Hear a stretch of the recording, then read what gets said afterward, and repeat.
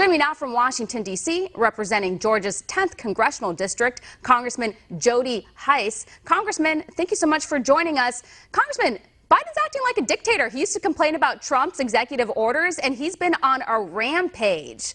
I mean, and then the immigration policies that he's moving forward with, that's dangerous.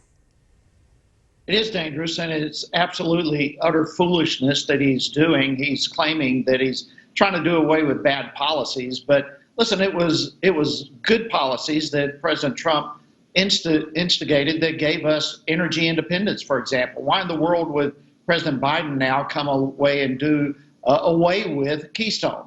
And he's doing the same thing now with the southern border. Opening the border is not good policy. It's foolishness. It's dangerous for America. It is doing anything but keeping America safe.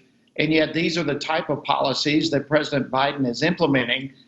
It's absolute nonsense. It is not good for our country, and it's bad economically as well as from a security perspective. Yeah, what really bothers me is that there's no conversation, there's no discussion, he's not really checking in with Congress, and when he says it's just bad policy, well, half of American voters don't think that, those who supported President Trump. And in general, like, who does this help? It doesn't help everyday Americans. And on top of all that, we are still dealing with the pandemic. So the Democrats try to pretend that they're taking the pandemic seriously, but then all of a sudden they just don't seem to care about what's going on at the border, and all that stuff matters. They don't care about much of anything if it's good for America. The Democrats continue pushing bad policies for our country on economic issues, dealing with the pandemic, and dealing with the border right now. You look at the mass. You want to know why people are coming to the border? That question came up a few moments ago. It's because our borders are wide open. It's because we are offering these individuals all sorts of benefits if they come illegally into this country. That is precisely why we have a caravan of tens of thousands of individuals on their way to America, because they do believe, as do I, that President Biden and the Democrats will open the doors of this country to them to come into to our country illegally. And it's absolutely horrendous. Once we had secure borders, that is all being now reversed. Yeah. Something that hasn't really gotten a lot of attention, I guess, in the media, if you will, but we've talked about it on this show. We had the Attorney General from Texas on to talk about their legal challenge against the Biden administration's decision to halt deportations. Like, we're talking about criminals. Like, why would we want to keep those people here? Yeah, I mean, it makes no sense. That's what is unsafe. They're doing anything but keeping America safe. These kinds of policies are dangerous for our country. They are devastating for jobs. They're devastating for individual lives who are going to become victims of some of these criminals who are coming into our country unchecked.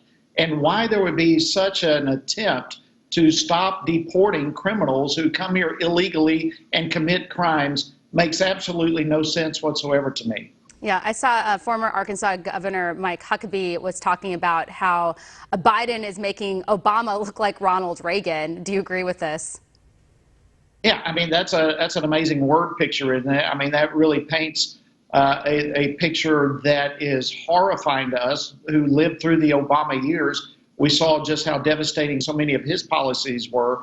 And yet already I think Biden now has signed some 28, I believe, executive orders reversing what was good policies for our country, from regulations to energy to economy to the pandemic to the borders. And now all of those things are disappearing like vapor right before our eyes. It's a sad thing. This is anything but a step of unity from this president to draw our country back together. Yeah.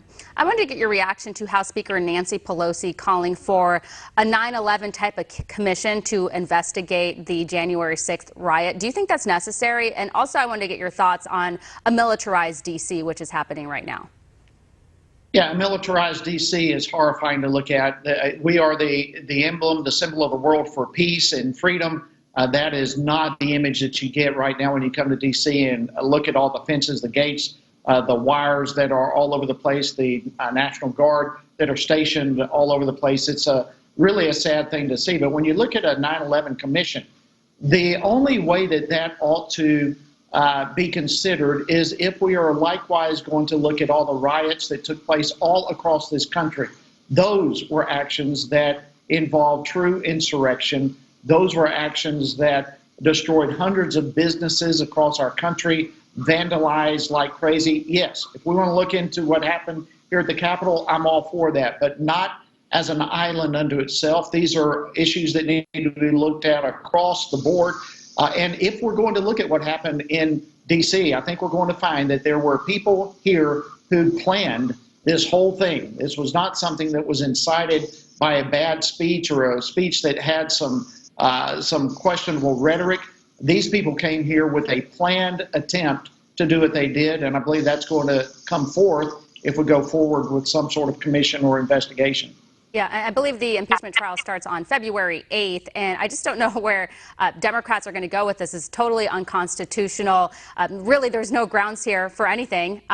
President Trump didn't incite insurrection, is what the whole impeachment thing is all about. And at the end of the day, like, Democrats are conflating issues here. And if they call what happened at the Capitol an insurrection, then they need to call Black Lives Matter and Antifa insurrection as well. Absolutely. There's no question about that. You and I both know that they don't want to go down that path. It is going to be very interesting to see as this impeachment goes forward. Now we have twice in 1 year the impeachment in the hands of the Democrats has become a weapon to attack political opponents. That's all this is. They don't like President Trump, and so they tried from day one to impeach him, and we watched everything from false Russia collusion conspiracies come forward to false and fake impeachment hearings. And now, how do you impeach someone who is no longer president?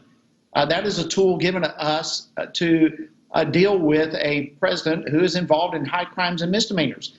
It's not to be used for private citizens. So, I mean, this whole thing is, in my opinion, clearly unconstitutional. It's moving us as a nation down an extremely dangerous precedent where the government, the force of government, can go after private citizens. This is frightening, but at the end of the day, I'm totally confident President Trump is, just like before, going to be totally acquitted from this. Yeah. And you think of those who are crying foul here against President Trump. They didn't really have much to say, or never have much to say, when those on their side incite violence or spew hateful, terrible rhetoric. And we played this clip many times on the show, but just as a reminder for everyone at home, we just want to play it again. Roll tape. Anybody from that cabinet in a restaurant, in a department store, at a gasoline station, you get out and you create a crowd. And you push back on them. And you tell them they're not welcome anymore, anywhere. I mean, that is totally unacceptable, and that's on camera. And she's telling people to go get in people's faces. And at the time, if you remember, there was a lot of tension, and people were going up to Republicans at restaurants. Like, I'm sure you saw the video of Ted Cruz, and I think his wife were at dinner, and they surrounded his table. And we saw what happened to Sarah Huckabee Sanders. I mean, the list goes on. Yeah, it goes on and on and on, and it's not just coming from people like Maxine Waters. I mean, Speaker Pelosi has had herself similar fiery rhetoric that she has spewed out, calling us enemies of the state and people who supported Trump domestic terrorists. I mean, we can go down a list of one Democrat after another who have accused fellow representatives of horrible things and calling us names that just should not be mentioned in the public square like this, because it does, as you say, incite, as it does, all sorts of horrible behavior. Look at Bernie Sanders, the individual who shot Steve Scalise, and the Republicans on the baseball team was inspired by comments from Bernie Sanders. Was there any discipline? Was there any punishment? Was there any calling out of Bernie Sanders for those types of things? Listen, this is a one-sided show. It is absolutely a disgusting act of injustice taking place. And if we're going to deal with any of these types of rhetorical comments, it needs to go on both sides of the aisle. It is not a one-sided thing, but for them to continue down this current path is absolute hypocrisy. Yeah, it's very frustrating. And I would imagine if I were in your shoes, I would be so offended and hurt that House Speaker Nancy Pelosi is running around calling you guys the enemy within. I mean, how do you look her in the face and take her seriously? I mean, taking her seriously is one thing, but the reality is she does carry a big stick. and she has a lot of influence. She is the Speaker of the House. So whether we take her seriously or not, a lot of people do. And when she makes those kinds of comments, listen, just today, I was informed of another very serious threat against me personally. And it comes from comments that we hear coming from the Speaker and other members on the Democratic side of the aisle.